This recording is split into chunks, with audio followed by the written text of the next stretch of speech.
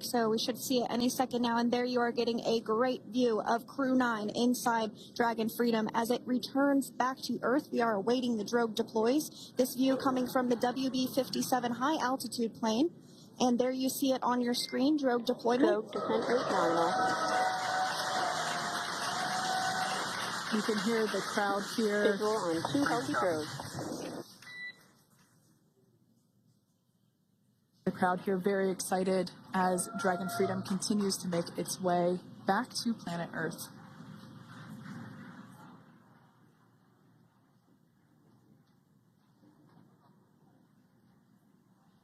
Next up, we'll stand by for the main deployment of the parachutes. The mains are quite a bit larger. You'll be able to notice the difference on your screen once they deploy, and they continue to ensure that the Dragon spacecraft slows down even further. As we mentioned, Freedom will be traveling 16 miles per hour when it splashes down off the coast of Tallahassee, Florida, here at 2:57 p.m. Pacific time this afternoon. And there we go. We have visual on 4 healthy mains. That view was from inside. Freedom copy.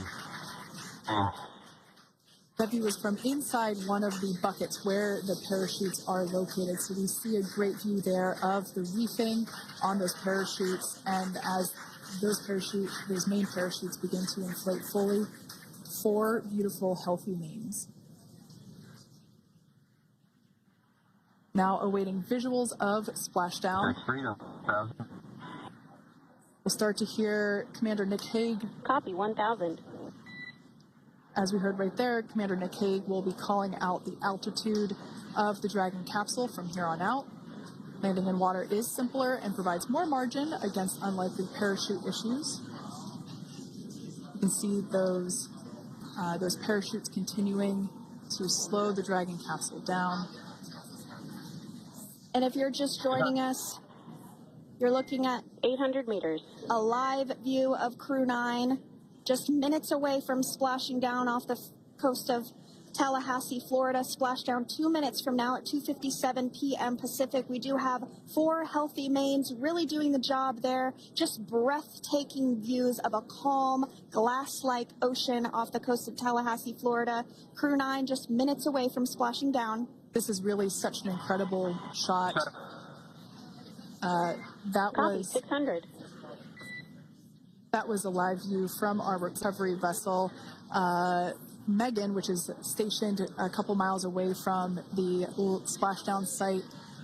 We can see the crew there using their restraints as resting places for their arms. They were just in space moments ago, so their arms were able to float freely. 400 meters.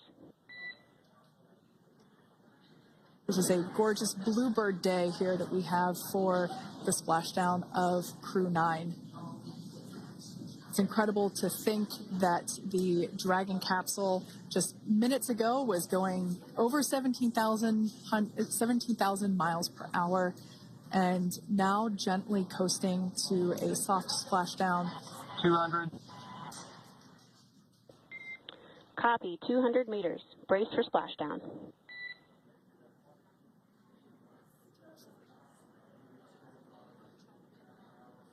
As you can see there on your screen, continuing to monitor progress of the Dragon spacecraft.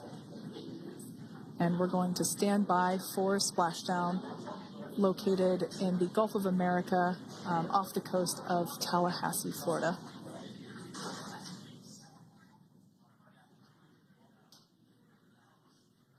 And splashdown. Crew 9 back on Earth.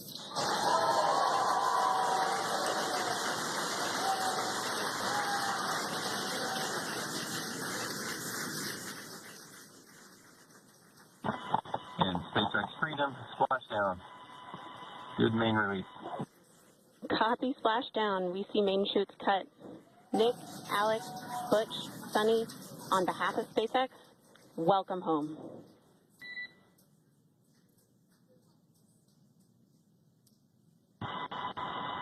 It is an amazing what a ride. I see a capsule full of grams ear to ear.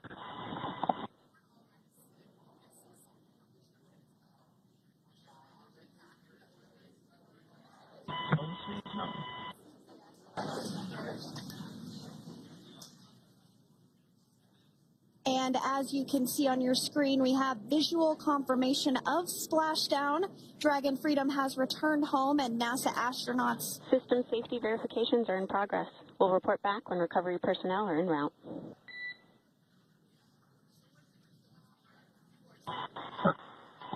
Understand. And, we're in section 2 of 4.800 landing response. And looking for your words on this is necessary.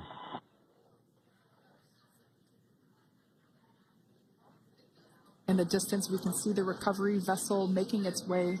Copy, you're in section 2 for the environmental assessment in 4.800. That is not necessary today. Understand. Raising buzz. So we will continue to have communications between the Corps and Nick Hague, the commander of Crew Dragon Freedom, which just splashed down 2 minutes ago off the coast of Tallahassee, Florida. Dragon Freedom has returned home with NASA astronauts Nick Hague, Sunita Williams, Butch Wilmore, and Roscosmos cosmonaut Alexander Gorbanov. They're back on Earth after approximately 17 hours of a return journey from space. The SpaceX recovery ship and team have been waiting for Dragon's splashdown, and they will now make their way to the splashdown location. The teams have been ready and waiting about 3 nautical miles away, so it's going to take them about 30 minutes or so to make their way to SpaceX Freedom. Pretty sure we're in stable 1. Copy, stable 1. We see the same. It's going to take about 30 minutes for the recovery team to make their way over to Nick, Sunny, Butch, and Alexander, who are still seated and secured inside that Dragon spacecraft there on your screen. Incredible views there of that thermal protection system, or TPS. That Dragon capsule was pristine, white color before it departed the station, and we can see how the reentry phase, the thermal protection system did its job. Now, if you're wondering what that hole, that bucket area is, that is underneath the side hatch. That is where the main parachutes were stored. So when we saw the Dragon capsule docked at station, it looked very different. The panel that protects and covers the main parachutes, that was still intact, as well as the panels that enclose where the drogue parachutes are located. We can see those fast boats. SpaceX is go for recovery personnel to approach. Expect personnel alongside in the next few minutes. Freedom copies. We can see those fast boats. We weren't kidding when we said they were fast. While it does take about 30 minutes for the main recovery vessel to make its way over to the capsule, these fast boats will be doing a couple of things simultaneously. A couple of them are going to be working to retrieve the parachutes that you see in the background there of this drone shot. Those parachutes will be retrieved from the ocean surface. We want to make sure we are able to pull those out. The recovery vessel there closest to the spacecraft is going to be performing some safety checks. We can see there they're using an instrument that is basically working to detect if there are any hypergolic vapors or fumes that are still residing in and or around the Draco thruster nozzles or outlets. The hypergolic fuel, which is necessary for on-orbit burns to maneuver the spacecraft. Unfortunately, those hypergolics are unable to be breathed. They are toxic, and so this team here is doing those initial safety checks to make sure that it is safe for the rest of the recovery team to approach the spacecraft. They're also checking to make sure that any residuals from the pyros are safe and are not going to cause any issues. We can see the team working their way around the spacecraft to do these, basically these sniff tests on all of those Draco thrusters. And as we continue to await the recovery of our Dragon spacecraft with NASA astronauts Nick Hague, Sunita Williams, Butch Wilmore, and Roscosmos cosmonaut Alexander Gorbanov inside, Dragon has autonomously completed several steps to safe itself following splashdown. We are continuing to see Dragon in what is known as Stable 1 configuration. That's kind of the ideal configuration following splashdown. It's upright, and the Dragon capsule's in the right configuration for it to be hoisted into the recovery vessel Megan, which you do see a little ways off in your screen approaching. Dragon will continue to remain live on air with you through that recovery process, all the way through the point where the crew is extracted from the Dragon spacecraft. Now, if you are just joining us, the mission has gone smoothly so far. Dragon successfully splashed down off the coast of Tallahassee, Florida at 2:57 p.m. Pacific, 5:57 p.m. Eastern Time this afternoon. Approximately 17 hours prior to splashdown, Dragon autonomously undocked from the International Space Station, completed a series of departure burns, jettisoned its trunk section, and performed its final burn, the deorbit burn. This placed the Dragon spacecraft on a trajectory toward Tallahassee, Florida. Dragon successfully re-entered the Earth's atmosphere, followed by deployment of its parachutes to slow the spacecraft down to a gentle splashdown. We're now going to follow the Freedom. Hypergol sweeps and unfired ordnance checks are nominal. Rigging is in progress. Approximately 25 minutes until capsule lift. Stand by for PMC with SpaceX flight surgeon.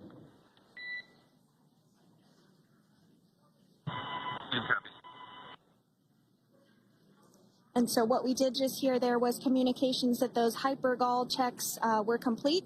They didn't find any of that upon those checks, so we'll continue to move through the timeline. Next up is a process called rigging, which you see happening right now on your screen. This is when a SpaceX recovery personnel actually works to climb aboard the capsule and work through procedures ahead of lifting onto the nest of the recovery vessel Megan. We heard it's going to be about 25 minutes or so until that lift actually takes place.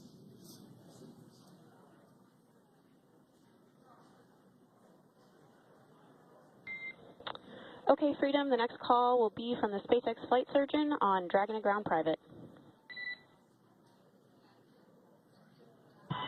Understand. Thank you.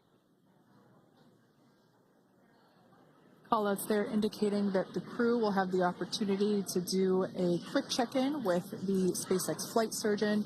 This is standard procedure for every Dragon spacecraft when it returns to Earth.